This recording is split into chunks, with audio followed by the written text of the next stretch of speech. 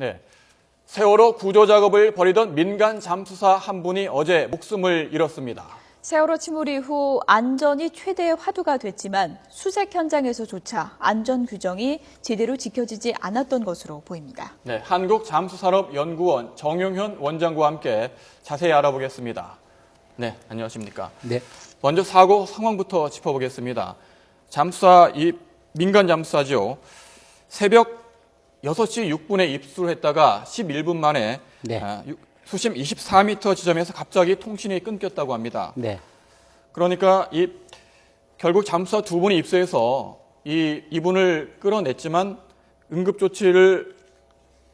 별다른 응급조치를 받지 못하고 결국 아까운 목숨을 잃었는데요. 이 상황 어떻게 보시는지요? 우선 해저에 도착해서 곧바로 이런 현상이 일어났기 때문에 네.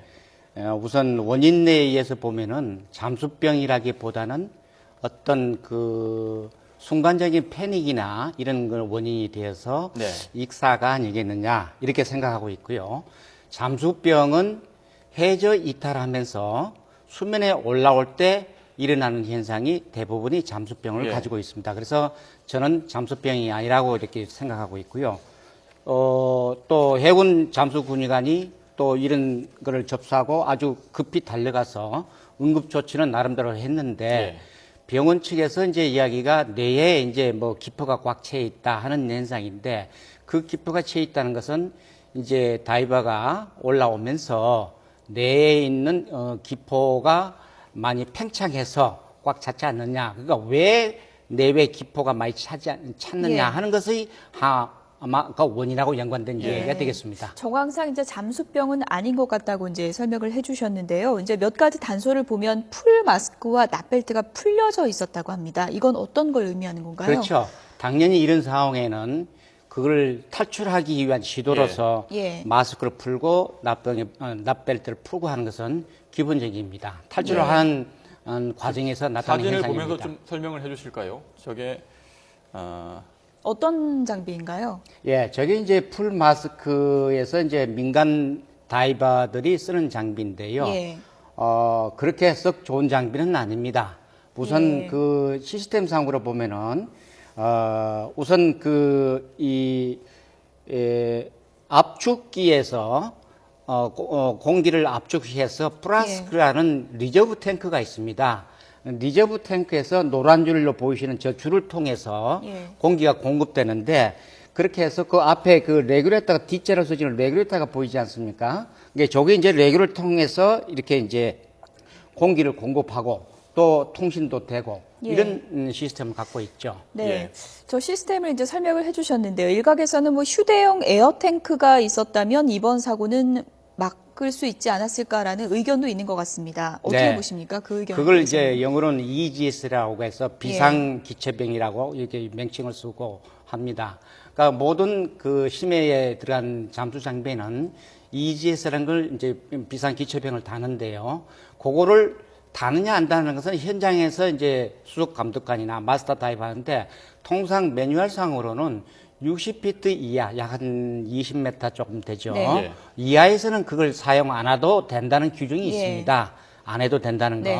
그러나 그 이상의 수심에는 이제 사용할까 말까 하는 부분은 현장에서 판단 부분이고 예. 이런 상황에서는 제가 볼 때는 반드시 차고 들어가야 될 리저브 탱크고 이런 경우에 리저브 탱크는 이제 호흡 기체에 어떤 이상이 있을 경우에 바로 연결해서 리저브 탱크에 있는 산소든 공기든 그걸 바로 이제 해서 비상을 탈출하는 그런 용도로 쓰는 용도인데 예. 착용해야 되는 것이 원칙입니다. 예. 네. 숨진 민간 잠수사분이 뇌 속에 공기가 차는 기뇌증을 확인됐다고 합니다. 이 기뇌증이 잠수병과 어떻게 좀 다르고 그다음에 보통 기뇌증을 잠수사분들이 보통 앓게 되는 증상인지도 궁금한데요. 네. 그거하고 비슷한 것이 제가 도표를 잠깐 예. 준비했는데 설명 좀 드릴까요?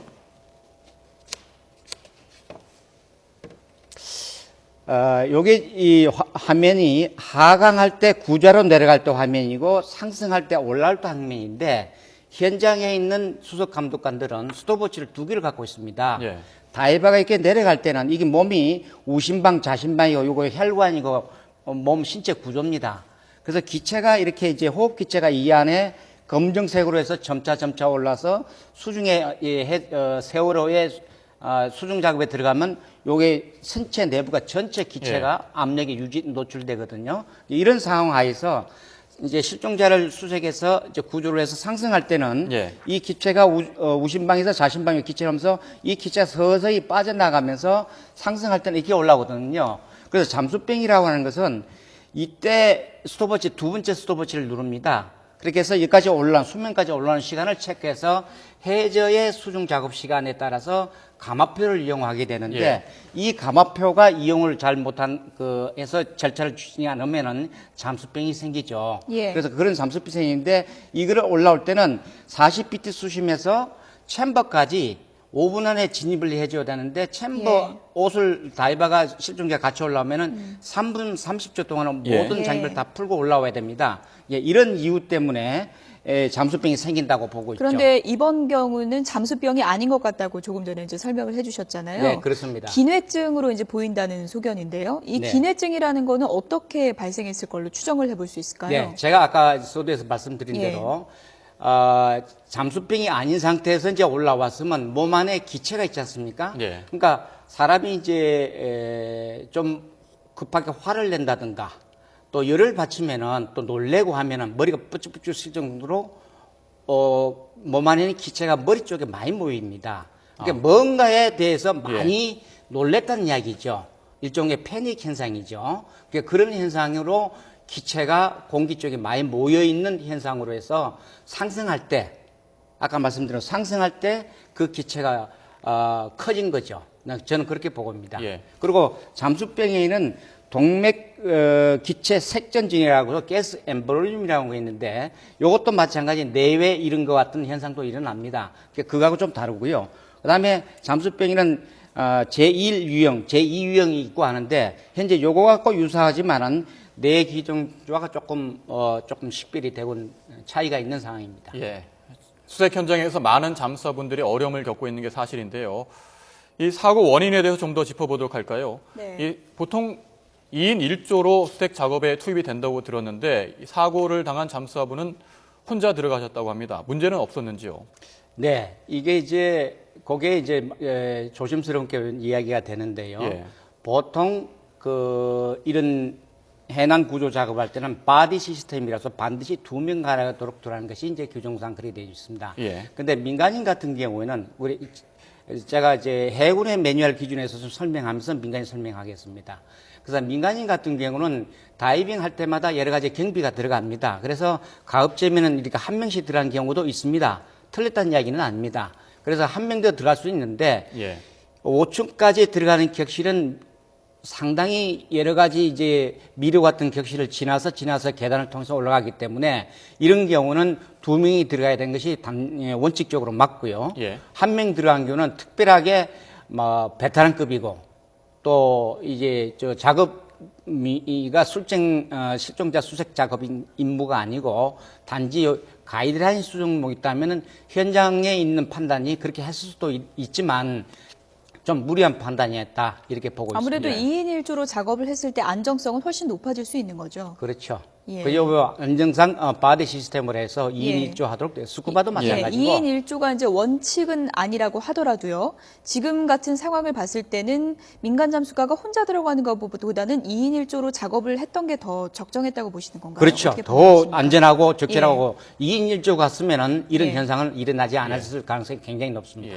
또 다른 문제는 바지선 위에 제대로 된 의료 장비도 없고 의료진도 없었다는 게 문제 아니겠습니까? 어떻게 보시는지요? 네. 이 문제는 아까 어제 다른 방송에서 들었는데 그거 부분을 좀 정확히 말씀드려야 되겠습니다. 왜냐하면 이런 다이빙 바지에서는 이제 쓰는 것은 이제 우리가 감압 챔버라고 디컴프레션 이제 감압 챔버라고 합니다. 그다음에 병원 이제 순천향병원이나 제주도나 이런 데 있는 것은 치료 챔버, 메디컬 챔버라고 합니다. 그래서 메디컬 챔버와 감압 챔버 차면은 굉장한 가격 차이나 시설면의 차이가 있습니다. 그래서 현장에 바지에 있는 것은 감압 챔버가 가 있는 게 정상적으로 하고 있는 시스템이기 때문에 그게 맞고요. 그다음 이 환자를 감압 챔버에서 수중 보관해서 응급 조치를 하고 감압천부에 보통 산소 공급이 이렇게 약 한 2시간 가까이 그 안에 체류하게 되는데 다이버가요. 예. 그것을 마친 다음에 이제 치료가 잘 안 되고 그럴 경우에는 치료 참벌에서 병원으로 수송하기 때문에 그래 치료 참바. 그래서 현재 감압 챔버 치매 보면 정상적인 예. 제도 시스템입니다. 장비를 놓은 거는 전혀 문제가 없다고 보시는 건가요? 그렇죠. 예. 내부적으로 어떤 장비가 되어 있는 것인지는 예. 잘 모르겠는데요. 예. 보통에 있는 지금까지 써왔지 구조 않습니까? 시스템 상으로 볼 때는 문제는 없었다는 예, 말이죠. 구조 시스템상은 예. 문제고 보통 그렇게 하게 있고 매뉴얼상은 예. 그렇게 되어 있고. 장비는 그렇다 치는데요. 의료진도 좀 늦게 왔다 이런 얘기도 예, 있던데요. 제가 이제 예. 듣기로는 이제 그 일이 생기고 나서 급히 해군 다이버가 군의관이 예. 이제 이렇게 달려갔다는데요. 공고하고 시키는 우리가 가이드라인 6개가 있지 않습니까? 그러면 챔버도 6개 정도 최소 있어야 되고요. 왜냐하면 예. 다이버 한번 들어가면 많이 써야 되기 때문에. 그 다음에 반드시 또 이런 작업할 때는 다이빙 닥터가 있어야 됩니다. 예. 그래서 최소한도 한 라운드에 1회에 들어갈 때는 6명이 다이빙 닥터와 또 이런 현장 주위에 한 조당 11명씩 되기 때문에 예. 그 팀이 한 팀이 돼야 맞는데 현실이 그렇지 못하고 있는데 차후에 이런 것을 방지하기 위해서는 정부에서도 이런 컨트롤 타워에서 예. 다이빙 닥터를 추가적으로 모집하는 일을 해 주셨으면 좋겠습니다. 예. 심해 다이빙이 저희가 이제 여러 차례 말씀드리지만 참 어려움이 많은 그런 작업인데요. 어떤 기준 같은 게 없을까요? 미국의 경우에는 들어보니까 뭐 45세 이상은 심해 다이빙을 뭐 못하게 한다 이런 규정도 있다고 하는데 우리나라에는 이런 규정이 따로 있는 건가요? 어떻습니까? 제가 미국 해군 다이버 교육을 받은 사람입니다. 그런데 예. 그 나이의 매뉴얼상으로 나이에 제한가 질문을 받았는데 제가 다시 한번 찾아보겠습니다. 예. 그런데 제 같은 경우도 50세에도 다이빙 했던 사람이라서 예. 아마 제한 규정은 적절하지 않나 이렇게 보는데 해군에는 제가 그거 찾아보지 못했습니다. 예. 이제 세월호가 침몰한 지 22일째인데요. 사고 해역에서 많은 잠수사분들이 오랜 기간 지금 작업을 하고 계시는데 사고까지 일어나서 안전에 더욱 만전을 기해야 될 것 같습니다. 어떤 점을 특히 유의를 해야 될까요? 우선 제일 제가 공고드리고 싶은 거는요. 우선 그 지금 원인이라고 보는 것은 이제 바디 시스템 2명씩 들어가는 거, 그 다음에 비상 예. 호흡 기체, 그 다음에 잠수 현장 관리 규정. 제가 텔레비 보면 여러 사람이 이렇게 다이빙 할 때 보면 여러 사람이 있는데 그렇게 하면 안 됩니다.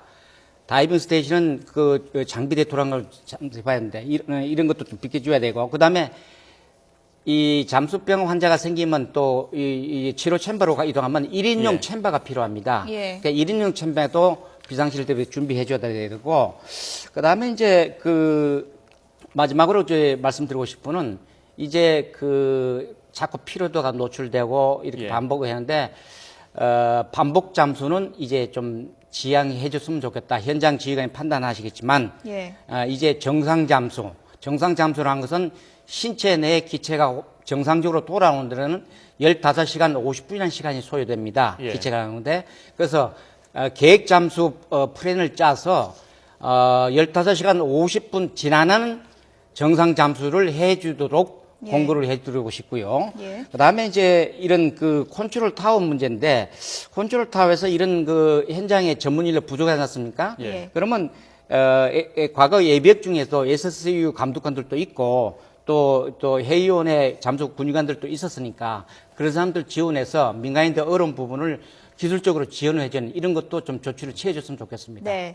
예. 세월호 침몰로 안전 문제가 제기가 됐었는데 사고 현장에서조차 지금 안전 문제가 잘 안 지켜지고 있는 것 같습니다. 이 부분은 좀 수정이 돼야 될 것 같습니다. 네. 한국잠수산업연구원 정용현 원장이었습니다. 고맙습니다.